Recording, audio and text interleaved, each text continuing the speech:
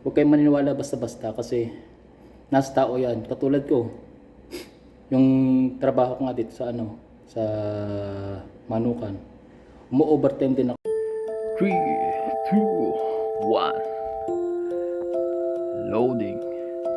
Complete.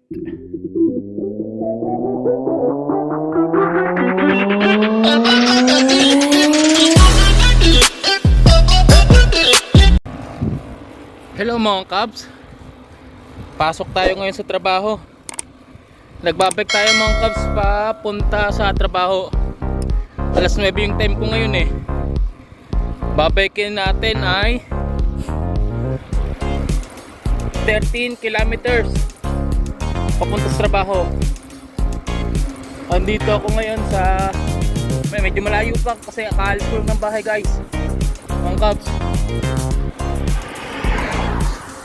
Kaya mahaba-habang pagbabike to. Ganito yung ginagawa ko araw-araw pagpasok sa trabaho.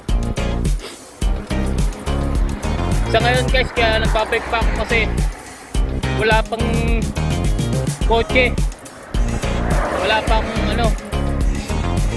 hindi pa ako pwede mag-drive ng kotse dito kasi wala pa akong lisensya. Naghihintay pa ako ng lisensya mga Cubs.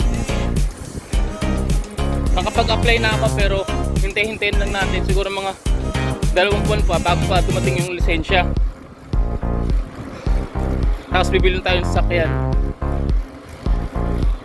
Nakakapagod, hinihingal na kagad. Malayo-layo pa mga Cubs, hinihingal na kagad ako. Sa susunod na video, pag nakabili na ako ng kotse, bibideo rin natin kung paano makabili ng kotse dito sa Poland. Papakita ko sa inyo kung paano makabili ng kotse dito sa Poland. Sa ngayon, tiyaga-tiyaga muna ako mga Cubs sa bike. Papakita ko sa inyo yung dinadaanan ko mga Cubs. Ito yung dinadaan ko mga Cubs. Ayun, medyo papunta na ako sa U-turn. Mag-U-turn muna, mag-U-turn sa Pakurpa. Bili ko muna ako mga Cubs kasi mahirap na, baka biglang may dumaang biglang dumaang sakyan katulad yan, bus. Kaya na mga Cubs, nakaliko na tayo. Lalakad na. Tignan nyo yung tinatawag ko mga Cubs. Ayan. Siguro mga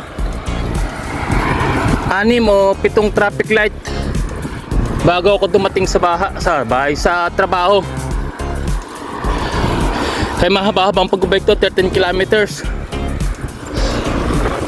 Kaya mga Cubs, forest sa forest yung dinadaan ko dito mga Cubs kasi yung bahay ng ate ko isa may malayo, parang nasa kabundok, parang nasa probinsya. Maraming puno, maraming tanim o mga damuhan. Kumbaga parang nasa forest na. Kaya may nakikita rin ako dito mga Cubs. Kalimitan nga mga guys, may nakikita ko dito mga wild animals kasi nga forest. Hirap mag-vlog guys mga Cubs pagka yung nagbabay ka tapos nasa gitnang kalsada ka. Mga wild animals na nakikita ko dito mga Cubs, mga kalimitan usa tumatawid sa kalsada, parang mga baka o kambing lang sa atin sa Pilipinas. Tapos minsan nakikita ko naman mga baboy damo, mga bagsig ng dawami damo nangahabol pagka yung tinanoon mo sila, pinansin mo. Minsan naman mga Cubs, fox, wild rabbit, tapos minsan forest wolf, yung maliliit na wolf lang. Kumbaga parang asong gubat pero wolf siya. Tsaka peasant nga pala, kalahi ng peacock. Mas maliit siya ng konti sa pickup pero kalahi siya ng pickup. Peasant. Ahas. Nakikita ko dito mga kabs, ang dami. Kaya pagka yung nagbabike ako, lalo pagka yung ang pasok ko ay alas 5 ng madaling araw, mga kabs, ang dami ko nakikitang animals, mga hayop, paggala-gala. Sa ngayon mga kabs, baba ko muna to ha. Mamaya na lang ulit ako mag video. Bike muna ako. Yan ang mga kabs. Medyo malapit na tayo ngayon sa trabaho. Lapit-lapit na tayo mga kabs. Kanina kasi kaya hindi na ako makapag video kasi mahirap mga kabs. Nasa highway ako, pangunahing daan. Tapos nagbibideo ako, mahirap na, baka masagasaan tayo, daming sasakyan mga kabs. Ito nga pala mga kabs, dumadaan ako sa isa sa pinakamalaking company dito sa Poland. Warehouse to. Laki niya mga kabs. Kaliwaan yan, meron sa kaliwa, meron sa kanan, meron sa kaliwa. Dalawang building siya. Laki niya mga kabs. Ayan o.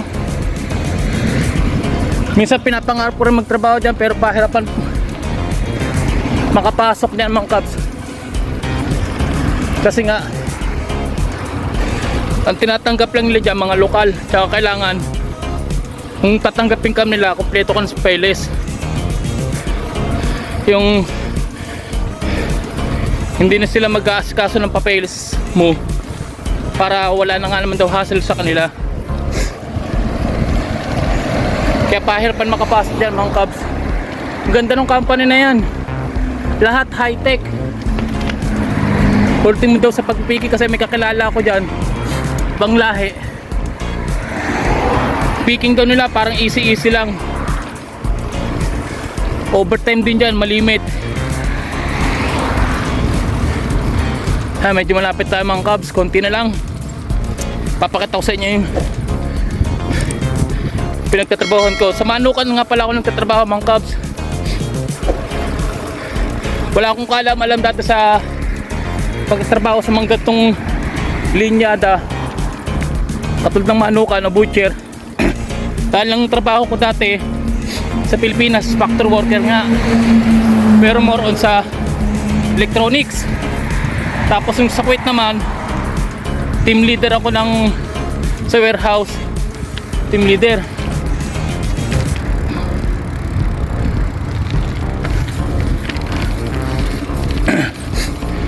Team leader sa warehouse Saudi ng mga gamot, warehouses ng mga gamot. Tapos sa Kuwait is furniture naman, tsaka electronics din na item. Operator naman ako doon, tsaka senior warehouse man. Kaya wala akong kaalam sa gatong linyahan ng trabaho sa pag-butcher, pagkakat ng mga manok, mga ganyan, mga moon cut, strip C or fillet cut, tube cut. Although marunong ako magluto, maghiwa ng mga karne, pero yung mga cut talaga dito ko lang nalalaman at natutunan. Tinetrain naman kasi mga kabs. Tara, dito na tayo sa trabaho ko. Papakita ko sa inyo mga kabs. Ayan, ayan na mga kabs, dito ako nagtatrabaho. Nakita niyo yan, super drop. Diyan ako nagtatrabaho, company na yan. O siya, back mo na mga kabs. At paparada ko muna itong bike. At mag-i-in muna rin ako. Yan, nandito na tayo mga kabs sa trabaho sa lakad. Nakapag-in na tayo. Papalit naman tayo ng damit ngayon para sa uniform. Mga pala mga kabs, kung nagpaplano rin kayo pumunta dito sa Poland pero nagdadalong isip kayo dahil may naririnig o may nagsasabi sa inyo na ganito, hindi maabot ng 60 to 70 to 80,000 pesos yung sasahuran nyo dito sa Poland, nagkakamali kayo. Huwag kayong maniniwala basta-basta kasi nasa tao yan. Katulad ko, yung trabaho ko nga dito sa sa Manukan, umu-overtime din ako. Katulad ng isang beses, sumahod ako ng, sabihin natin mababa, nasa kasi hindi pa ako masyadong nagpapasok, nagka-overtime nung nakaraang buwan yun. Umabot ako ng 60 sa atin sa Pilipinas. Ang sinahod ko nun ay nasa 4,500 na pera dito. Ngayon, pag kinonvert mo sa Pilipinas yun, is nasa 60. So umaabot ng 60. Yung ibang kasamahan ko dito na sumahod sila ng mga 6,000 like that na pera dito, yung convert nyo sa Pilipinas, nasa 80 siya. Kaya huwag kayong basta-basta maniniwala na ganun nga, na hindi nga sumasahod ng 60 to 70 to 80 kaya ang sahod dito. Kasi nasa tao rin niya mga Cubs, nasa company. Kung napasukan nila ay magandang company, ay pangit na company, sigurado ang sahod nila ganun din. O minsan yung maganda nga yung company pero hindi mo nagpapa-overtime, katulad ng 8 oras lang trabaho, nagpapa-uwi na, hindi nagpapa-overtime. Although maganda yung company pero ganun ang nangyari, walang sasahudin, maliit nga. Pero kung ang company nyo napasukan ay maganda at lagi nagpapa-overtime, iswerte nyo kasi laging 12 oras. Katulad ko, ang day off ko day off dito talaga sa Sabado at Linggo. Nagpapasok sila ng Sabado pero hindi nila persahang pinapasok yung tao. Tatanungin ka nila kung gusto pumasok ng Sabado, ng isang araw na day off mo. Kung ayaw mo, okay lang sa kanila, wala silang pakialam. Pero kung gusto mo, pumasok ka. Overtime yun. Dagdag sa oras mo yun, 12 oras din yun mga Cubs. Kaya nasa tao rin niya, kung masipag ka, sasahod ka ng malaki. Kung hindi ka masipag at di ka nag-overtime, gusto mo lang ay gala-gala, wala ka mapapala. Ganun lang yun mga Cubs. Ilang mapapayo ko kayo makikinig sa mga tao o sa mga sabi-sabi na hindi sumasahod ng ganito dito sa bansang to. Parang Taiwan lang rin yan, napitan din may company napitan ng overtime, may company na hindi nagpapa-overtime. Ganun din sa Kuwait, sa Middle East, ganun din. Tiyempuhan lang ng magandang company. Kaya pag nandito kayo, ituloy nyo lang, huwag kayo maniwala sa pagka nag-apply kayo dito, tuloy lang, huwag kayong basta-basta maniniwala. Ganun lang ipapayo ko sa inyo mga Cubs. Basta kung pangarap niyo magpunta rito, punta kayo. Pero pag nandito na kayo mga Cubs, huwag nyo nang sanang pangarapin munang tumawid muna ng ibang bansa kasi mas mahirap sa inyo, lalo na wala pa kayong papeles dito. Hindi kayo makakabalik dito. Katulad ng ibang kakilala ko, pagdating pa lang dito, mga 5 buwan pa lang, tumawid ka agad ng ibang bansa. Pag tawid ng ibang bansa, pangit yung napuntahan,